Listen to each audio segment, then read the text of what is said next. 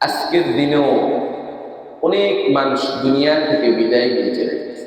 কিছুক্ষণ আগেও একটা এলান শুনলাম, পাশের এলাকার একটা এলান শুনলাম যে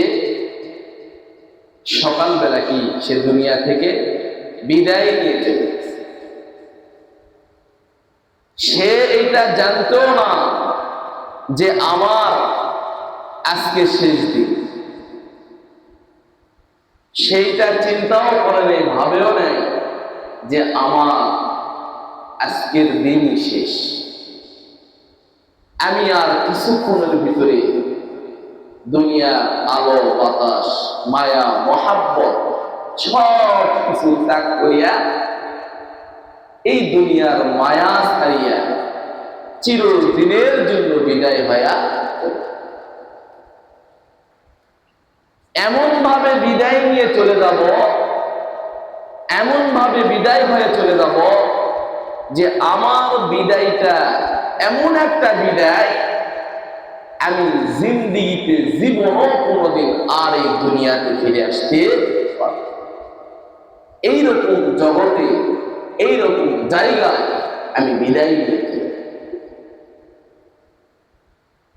মুহতারাম হাজিরিন, আপনি বাংলাদেশ থেকে বিদেশের মাটিতে পাড়ি দিতেছেন, বাংলাদেশ থেকে বিদেশের মাটিতে যাইতেছেন, আপনার চিন্তা ভাবনা আছে যে আমি একদিন আবারও কি বাংলাদেশে ফিরে আসি। আমি আপনি এই ভাবনা এই চিন্তা করি যে আমি আবারও বাংলাদেশের মাটিতে ফিরে আসবো যদি আল্লাহ হায়াতে বেঁচে রাখে। আপনি ঢাকা শহরে যাইতেছেন, আপনার টার্গেট চিন্তা আছে যে আমি 2 মাস 3 মাস 4 মাস পর হলো বাড়িতে আবার ফিরে। এমন একটা জগতের ভিতরে মানুষ বিদায় নিয়ে চলে যায়, এমন একটা জায়গার ভিতরে মানুষ বিদায় নিয়ে চলে যায়, এই জায়গা থেকে দুনিয়ার বুকে ফিরে আসার জন্য কেউ দুনিয়াতে টার্গেট দিতে পারবে যে আমি 10 বছর 15 বছর 20 বছর 100 বছর পর আবার আমার বাড়িতে ফিরে আসবো, এই টার্গেট এই গ্যারান্টি দুনিয়াতে আর কেউ দিতে পারবে না। এইরকম জায়গাতে ওই ব্যক্তি বিদায় নিচ্ছে। তাহলে সকালবেলা এলান শুনলাম যে একজন বিদায় নিয়ে চলে গিয়েছে, সে তো চলে গিয়েছে, আমি এই চিন্তা ভাবনা যে করব না, আমাকে ওই জায়গাতেই যাইতে হবে। ওই ব্যক্তির যেমনি ভাবে মসজিদের মুয়াজ্জিন সাহেব এলান করছে, আমারও একদিন মসজিদের মাইকে এলান করতে। ওই ব্যক্তিকে গরম পাতা করিয়া, গরম পাতা গরম পানি করিয়া বড়ই বাটি গরম করিয়া তাকে গোসল করাইয়া দিতে হবে। মসজিদের যে খাটিলি, যে চৌকিতে তাকে গোসল করানো হইবে, ওই চৌকিতে ওই খাটিলিতে আমাকেও চলবে। তাহলে দুনিয়ার ভিতরে মসজিদের খাটিলিও প্রস্তুত আছে, গরম পানিও প্রস্তুত আছে, বড়ই পাতাও প্রস্তুত আছে। দুনিয়ার ভিতরে আল্লাহ পাক রব্বুল আলামিন সব কিছু প্রস্তুত করে রাখছে, শুধু ওই আলমে আরওয়াহ ওই জগতের ভিতরে যে বড়ই গাছটা লাগানো আছে, ওই বড়ই গাছের পাতা যেদিন শুকনা হয়ে যাবে, যেদিন ওই বড়ই গাছের পাতা খসিয়া জমিনে পড়ে যাবে, আপনার নামটা যেই পাতায় লিপিবদ্ধ করা আছে, ওই পাতা যখন দুনিয়াতে কি খৈসা পড়িয়া যাবে, তখন আপনার জীবন, আপনার রূপ, আপনার দিল থেকে দায়ী হইয়া কিসের এত বড়, কিসের এত অহংকার, কিসের এত বড়ত্ব, কিসের এত ক্ষমতা, কোনো কিছুই আর কাজে আসবে, কোনো কিছুই আর কাজে আসবে না। মুহতারাম হাজিরিন, একজন দেশের প্রধানমন্ত্রীকেও 3.5 হাত কবরে থাকতে হবে, একজন মন্ত্রী মিনিস্টারকেও ওই 3.5 হাত কবরের ভিতর থাকতে হবে। একজন ফকির মিসকিন গরিবকেও ওই 3.5 হাত কবরের ভিতরে মনে করতেছে যে একজন এমপি মন্ত্রীকে মাটির উপরে স্বর্ণ করিয়া ঘর বানায়া তাকে সেই ঘরের ভিতরে রাখে। এই চিন্তা, এই ভাবনা আমি আপনি করতেছি ভাই।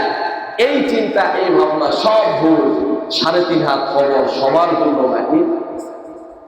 যদি দুনিয়ার ভিতর থেকে যদি তুমি আমল ইবাদত শক্ত মজবুত করে যদি ওই 3.5 হাত কবরের সামানা তৈরি করতে পারো, তাহলে তোমার ওই 3.5 হাত কবর হয়ে যাবে সোনার ঘরে।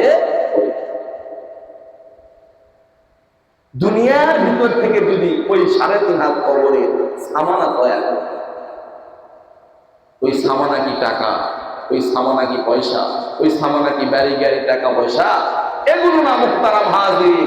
ওই কবরের সামানা হইতেছে তোমার ঈমান এবং আমল। তোমার ঈমান এবং আমল। ওই কবর আমাকেও ছাড় দিবে না, ওই কবর আপনাকেও ছাড় দিবে না। ওই কবর প্রধানমন্ত্রীকেও ছাড় দিবে না, ওই কবর ফকির মিসকিনকেও ছাড় দিবে না, ওই কবর নবীর মেয়ের ফাতেমাকেও ছাড়।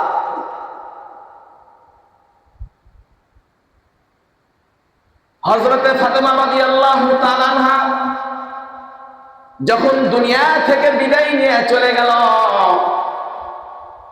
কবরের পাশে সাহাবায়ে কেরামরা গেলেন।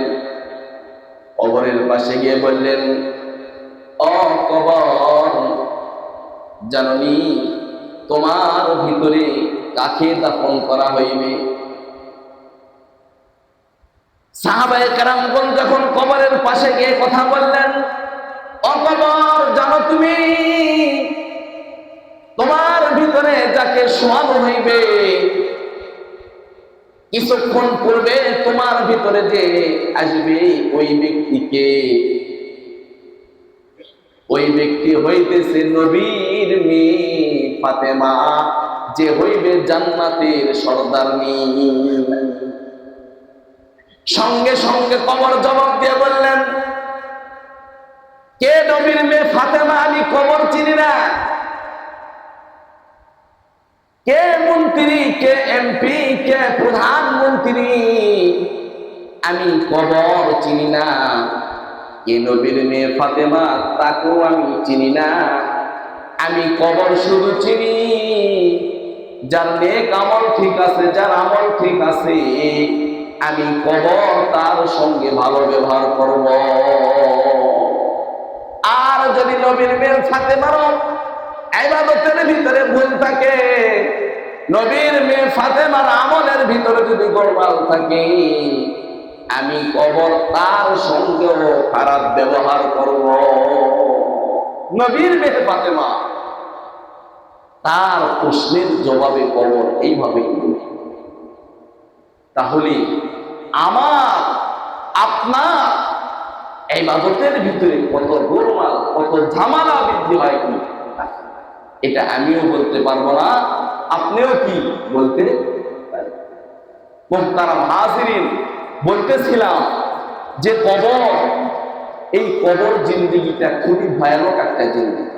প্রায় বয়ানের ভিতরে কবরের বয়ানটা আমি বেশি সংখ্যকই বলছি, কেননা মানুষের প্রথম ঘাঁটি, মানুষের প্রথম রাস্তা হইতেছে কবর। যদি মানুষ কবর থেকে রেহাই পাওয়া যায়, যদি মানুষ কবর থেকে মুক্তি পাওয়া যায়, তার সামনের দরজাগুলো সব কিছু মুক্তি পায়। আর কেউ যদি কবরের দরজায়, কবরে যদি আটকায়া যায়, তাহলে দুনিয়ার সব জায়গা না, আখিরাতের সব লাইনে, রাস্তায় রাস্তায় সে আটকায়। পুলসিরাতের ব্রিজে তাকে আটকায়া দেওয়া হইবে, মিজানের পাল্লায় তাকে ওজনে আটকায়া দেওয়া হইবে। ও ভাই, কবরের জগৎ যদি কেউ আটকায়া যায়, সামনের যত রাস্তা আছে সব রাস্তায় সে কি আটকায়া যাইবে। এ ভাই, কবরের আযাব আমি আপনি সহ্য করতে পারবো না। একবারের জন্য এই চিন্তা ভাবনা করেন না। একটু মানুষের সঙ্গে মাথা লাগাইয়া চিন্তা করবেন, একটু মানুষের সঙ্গে মাথা লাগাইয়া ভাবনা করবেন। আমার 50 বছরের জিন্দেগি পার হয়ে গেল, 40 বছরের জিন্দেগি পার হয়ে গেল, 70 বছরের জিন্দেগি আমার পার হয়ে গেল। একটু মাথা লাগাইয়া চিন্তা করবেন, আমি আমার মওলার কতটুকু ইবাদত বন্দেগী করতে পারছি। মানুষের যখন 50-60 বছর অতিবাহিত হয়ে যায়, মানুষ ধারণা করে নাই আমার একটি পা কবরে চলে গিয়েছে। এই চিন্তা, এই ভাবনা মানুষ কি করে ফেলে যে আমার 50-60 বছর বয়স হয়ে গেলে আমার একটি পা কবরে চলে গেছে, একটি পা কবরে চলে গেছে।